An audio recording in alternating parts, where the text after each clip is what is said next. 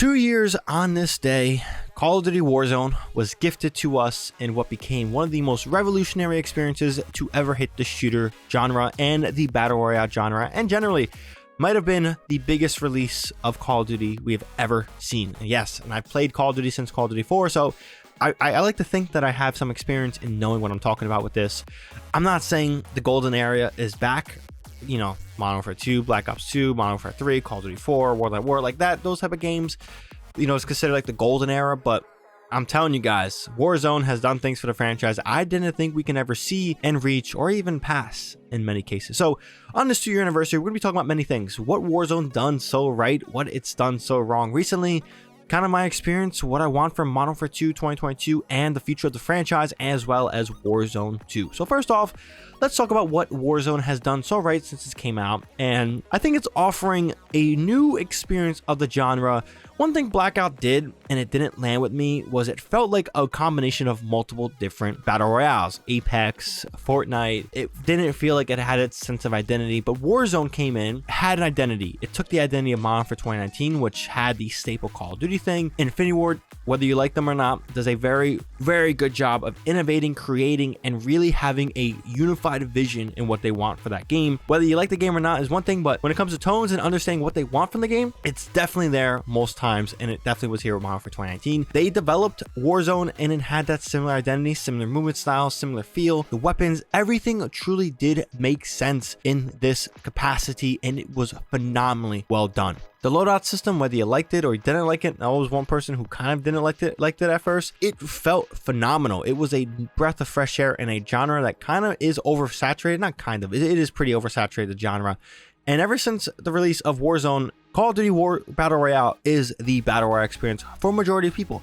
Fortnite, little kiddish, little childish, so I'm not knocking it. I know people have fun with it at all ages, but for me, I never really got fully into it like other people did. Now, when Warzone dropped, it was a little bit of growing pains, but I loved it. Kill streaks were great. The map, Verdansk, was phenomenally well designed. You can have your critiques, but we can compare that to Caldera, and you can understand that a lot of people now are like, oh man, Verdansk was actually the greatest thing to ever hit us. So there is that. Kill streaks were also cool. The buyback system, the gulag was one of the best things that were introduced, because you had a chance to fight back, and there's a lot of times where I've popped shit, or they popped shit to me. They teabagged me, I got angry, I killed them, I teabagged them, whatever. Some classic Call of Duty moments in that little area, which is great. I love that element. It meshed in one of the best parts of Modern Warfare 2019, which was the gunfight playlist, the gunfight mode, and kind of made it on a 1v1, and it was a dope thing to see, and it worked very, very well. Now, since then, we've had 2 integrations, and honestly, I think the peak form of Warzone is when Modern Warfare was front and center. I mean, I'm all for integration, I'm all for making things blend together, but Black Ops Cold War came in, and it was okay. It could have been worse. I mean, it was pretty bad, but it could have been worse, let's be honest. And it still had that feel, but I think Verdansk really carried a lot of that new vibes of the map and stuff like that. Verdansk 84. I know people are like, oh, this is a reskin. Honestly, I was fine with that because I loved how Verdansk felt. It felt great. It felt like it had a proper pace, and Infinity Ward did a good job designing Verdansk. Now, Caldera came along with the Vanguard integration, and this is where Warzone is taking a nosedive for me. I'm forced to play Rebirth because it has any sense of fun that I've ever experienced, even though I don't really like Rebirth like that. But as you can tell on the channel, I haven't been posting too many Call of Duty videos because it's just not too fun. Now, I'm making a commitment to going back, focusing on some stuff, having some good time, doing different videos. But as you could tell, Caldera was not well done. It was obviously the design of Raven. They've said that. And I'm not knocking Raven. I think they've done a good job supporting Warzone, but they shouldn't be lead developing it. Infinity Ward should be the lead developer on massive decisions for the franchise, not just their Call of Duties, for the franchise. Treyarch should focus more on the competitive and co-op aspect of the franchise. Sledgehammer, Raven, they should just aid and support, allowing more resources for these larger teams who, I'm not saying have a better understanding of the franchise, but they can pioneer it more confidently than Raven and Sledgehammer feels like they can. They are definitely the newer studios compared to Treyarch and Infinity Ward, and hopefully that changes. Again, I don't want to, downplay anyone that works at Raven and Sledgehammer. You guys are doing great work, but there is a lack of confidence when it comes to just the productivity and just the product itself.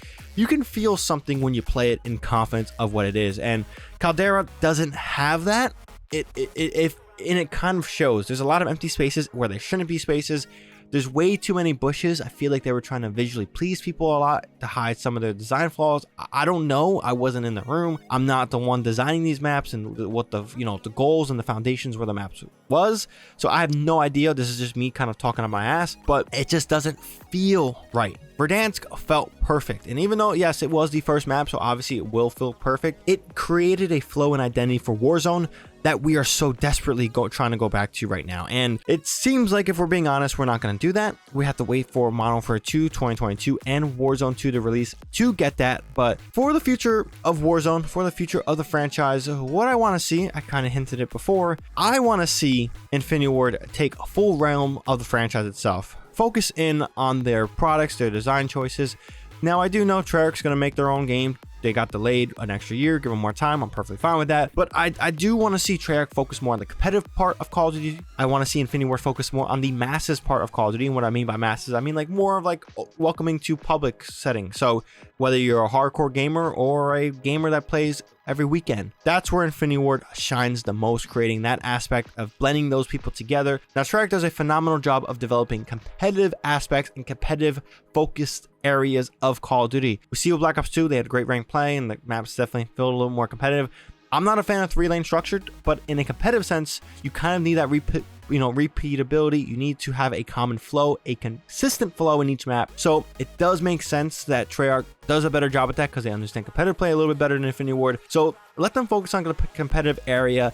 And in Warzone, support Raven. Obviously, Raven supports Infinity Ward in those lead design choices because Infinity Ward really nailed it. And Sledgehammer just, again, adds to the support of hopefully competitive play, multiplayer design, campaign, whatever they want to go for. But I just think Infinity Ward just should be the lead developer. I love them the most. They make the best Call of Duties in my opinion. Treyarch does a great job of competitive and co-op aspects of the game or the franchise. And Sledgehammer and Raven should just be support. It's not that they're bad.